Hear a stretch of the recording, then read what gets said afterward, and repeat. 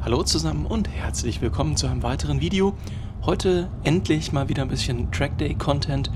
Aufgrund meiner Bandscheibengeschichte war ich ja in den letzten Jahren nicht so richtig viel zum Fahren gekommen. Zudem hatte ich ja auch jede Menge mit den Autos zu tun in Sachen Reparaturen. Und heute seht ihr jetzt, wie gesagt, seit langem mal wieder einen Trackday-Einsatz. Ich fahre mit meinem M2 Competition, das ist der erste Trackday-Einsatz, nachdem ich die Turbolader getauscht habe.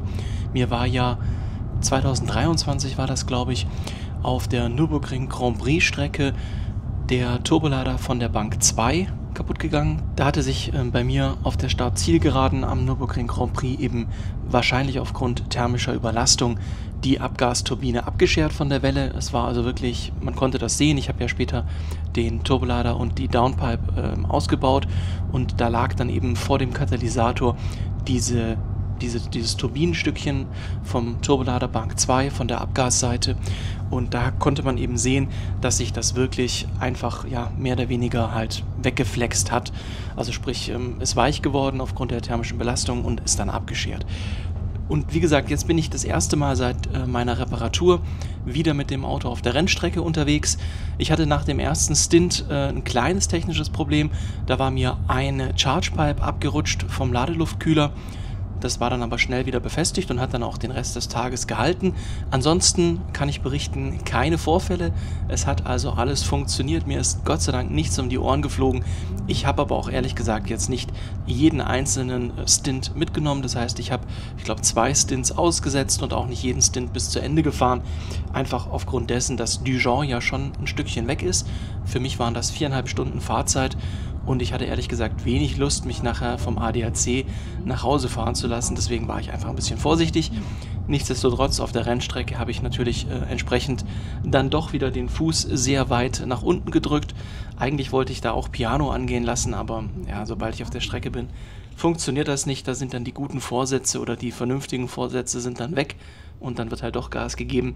Und genau darum geht es heute im Video auch, euch ein bisschen Eindruck zu geben von meinem Erlebnis. Insgesamt muss ich sagen, eine sehr schön zu fahrende Rennstrecke. Ich kannte sie bisher nicht, weder aus dem Simulator noch eben irgendwie aus TV oder YouTube. Also das heißt, ich war oder bin da jetzt kompletter Neuling. Bin mit meinen Zeiten sehr zufrieden.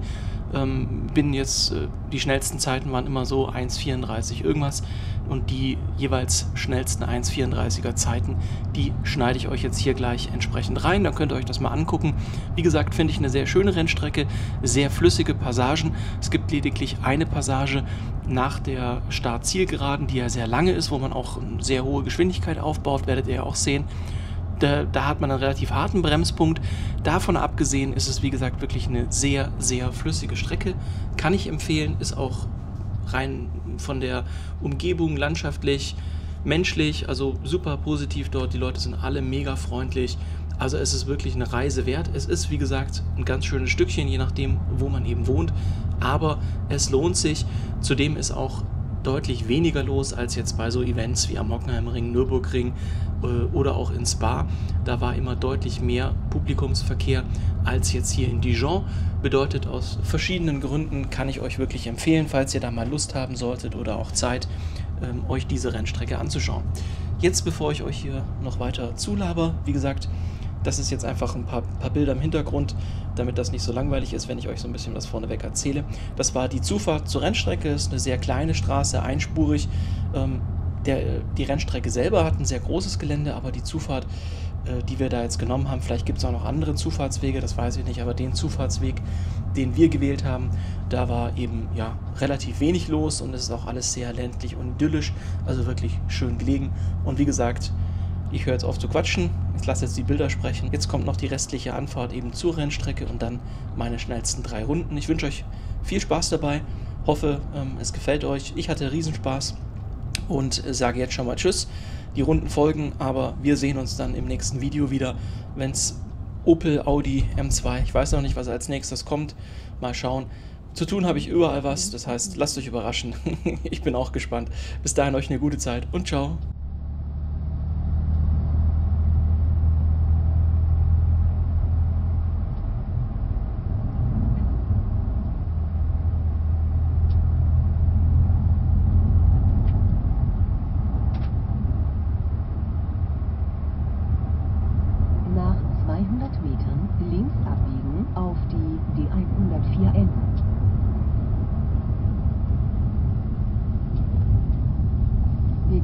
abbiegen.